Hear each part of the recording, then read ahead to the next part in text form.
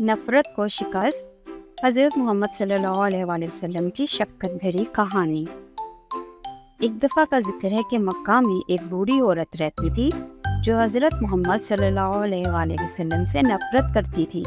जब भी आप सल्लल्लाहु अलैहि वसल्लम उसके घर के सामने से गुजरते वो आप पर कचरा फेंकती थी, लेकिन हज़रत मोहम्मद सल्लल्लाहु अलैहि वसल्लम ने कभी गुस्सा नहीं किया और चुपचाप अपने रास्ते पर चलते रहते थे।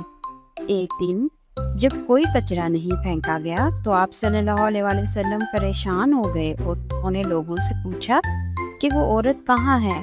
तो आपको पता चला कि वो बीमार है। हज़रत मोहम्मद सल्लल्लाहु अलैहि वसल्लम बहुत परेशान हुए और उसकी इयादत के लिए गए और इसकी खैरियत मालूम की। आप सल्लल्लाहु अलैहि वसल्लम की इस मेहरबानी से मुतासिर होकर वो औरत आप सल्लल्लाहु अलैहि वसल्लम के इखलाक से बहुत मुतासिर हुई और उसने फ़ौरन इस्लाम कबूल कर लिया और हज़रत मोहम्मद सल्लल्लाहु अलैहि वसल्लम से माज़रत तलब की। ये वाक़या हज़रत मोहम्मद सल्लल्लाहु अलैहि वसल्लम के सब्र और मोहब्बत को दिखाता है।